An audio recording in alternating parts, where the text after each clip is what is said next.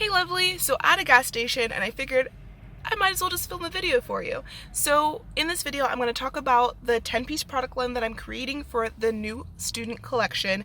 I talked all about my theme in yesterday's video, so check that out if you want a little bit more information about what we're doing there.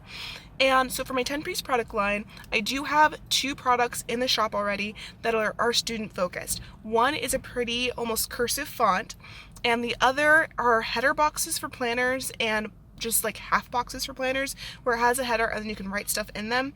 What I'm doing is I'm taking some of the items from a bigger sticker book that I had before, breaking it down so it doesn't cost as much and you can get it more of a per page type thing.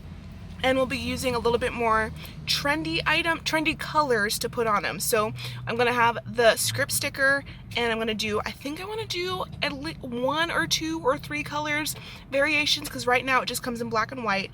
I also wanna take that one and do more straight font, and then add a little bit more color to that as well. So practically what we're doing for this school season is adding color to the products.